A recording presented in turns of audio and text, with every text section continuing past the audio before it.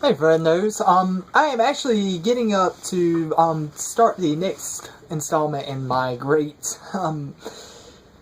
my relaunch of my YouTube page here with the Geek Speaks. And today we're going to talk about a little something that happened this week that some of you might probably haven't heard about.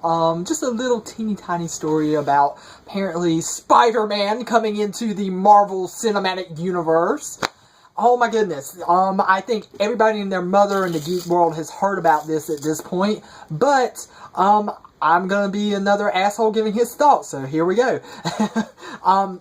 Anyways, it's been apparent for the last, well, since Amazing Spider-Man 2 came out this past summer that, the Spider-Man franchise has been in trouble at Sony. Sony has shown that they really didn't know what to do with it. They tried to put the cart before the horse with Spider-Man, the Amazing Spider-Man 2, and essentially, basically, just completely almost killed their franchise. Killed the franchise. Really, a lot of people will talk about how the first Amazing Spider-Man kind of almost killed, was just made basically to keep the rights at Sony at that point, and it is kind of arguable because there are many problems with that film. I was never keen on the cast of Andrew Garfield as Peter Parker. As Spider-Man, Andrew Garfield is awesome. I have no problems with him in the Spider-Man costume. He is what Spider-Man is to me. He's cracking jokes, he's having fun, he just absolutely relishes that role as the hero of Spider-Man. But as Peter Parker, they cast him as the mopey guy on the skateboard with the perfectly messy hair, and somehow or another he was just enough to be a teen heartthrob, but somehow or another you're supposed to think he is a nerd, and I never got that from him, from Andrew Garfield. He was always just a little too perfect for me. He didn't seem that much like an outcast to me. He just seemed... put it to you this way, a guy like him would go to my high school and have girls fawning all over him. I would not have had that. But anyways, that's why I didn't think his choice was all that great. But as Spider-Man, I hope they kind of keep Garfield's demeanor down, really, because he was great. He was basically spitting out jokes a mile a minute. He was Spider-Man. He was just having so much fun, and I really hope Marvel keeps that up with him. As far as we know now, it looks like Garfield's gone. They really didn't talk about it. There's been some word that he's still around, but they did not mention his name, so I don't think he's going to be really around and have that much of a play as Avi Arad, the producer of pretty much all the Spider-Man films.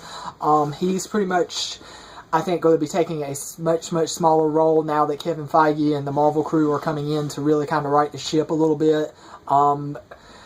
Arad has been the main proponent that's kept the Spider-Man series down, in my opinion, in the last 10 years or so. He's the guy that got Spider-Man 3 out there and wanted to force so many villains into that movie, and it really hurt the movie, in my opinion. Also, he is also the guy that basically was trying to shove a ton of villains and a ton of story into Amazing Spider-Man 2. And it basically killed another series. So I guess this is Sony actually waving the white flag saying, Marvel, help us, please. We don't know what we're doing at this point. But still, in that matter of that deal, they basically had to kind of hardball Marvel so they could keep it, because Sony's been in trouble and they need billion-dollar making movies at this point. And I know that a Marvel produced, but a Sony financed and produced, but a Marvel backed Spider-Man movie can get them that $1 billion that ties in with, but essentially a Marvel produced film that's in the Marvel Cinematic Universe, but Sony produces it and kind of retains the rights to it, but Marvel's kind of creatively steering the ship. It's probably the best way to describe this deal. That will make them $1 billion. They're recasting Peter Parker probably in late teens, early 20s, so no more Andrew Garfield being cast at 28 years old as a 17-year-old. Yeah, that was not working very well. He's in his 30s now, and while he still has that baby face, he's not going to be able to show it in 35 years old trying to make his third Spider-Man movie. It's just not going to work. I mean, I'm 35 and myself, and yeah, I don't look like I did when I was 27. So, yeah. But anyways, I think this is awesome news. I love the fact that Spidey is in the Marvel Cinematic Universe now. I think most fans are really glad of this. I'm so ready to see how he interacts. I want to see a younger Peter Parker. I just hope that they're going to make him younger and they're going to do this. Let's make sure that Peter Parker is smart. I want to see kind of an outcast Peter Parker that's not really popular with people. He's maybe got a few friends, but he's not like so popular and everything. And don't cast him as the skateboarding misunderstood teenager. I don't want to see that.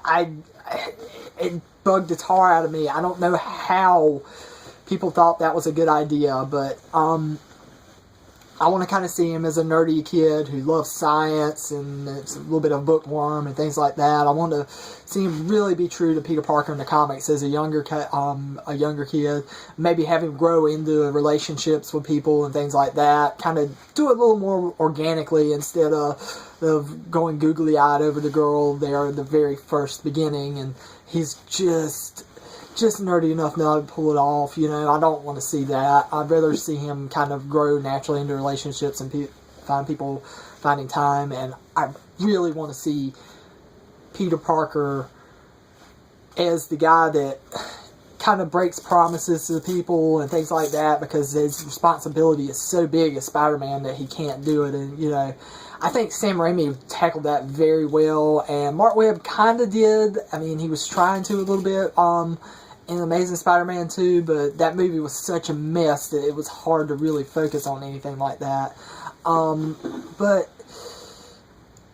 I'm not even sure who I'd want to cast at this point. I'm not really up on a lot of the younger stars. I know people are talking about Logan Lerman from Fury and the guy from Teen Wolf. I can't think of his name. That's apparently been bandied about as Marvel's on their wish list right now.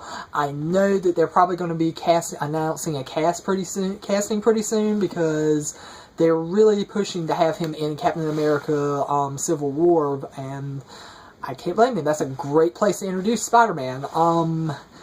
I think we'll probably hear something within the next few weeks to a month or so, because I believe filming is going to start in April for that film, which I'm pretty sure they've probably gone back and started a small rewrite for the movie. I wouldn't be surprised at it, but still, we should be hearing something pretty soon in the very near future for that. Anyways, guys, this has been big news. I've actually been, like, on it all week. I've been reading every little detail I could, because I just think it's awesome news, and I can't wait to see how this all goes down. I think this is a great deal for Marvel and for Sony, and maybe if this pans out a little bit, we might actually get a deal with Fox where we can get Fantastic Four and X-Men thrown in there too, just so we can kind of have a fully unified Marvel universe, especially in light of the fact that DC is going to be coming out with All Guns Swinging next year, and they don't have this problem that Marvel has right now. So I'm really hoping I'm hoping this kind of breeds a little bit more creative energy and gives us some really good movies and stuff to go forward on. Anyways, let me know what you think. I think it's great, and I will see y'all back here again sometime soon. Thanks.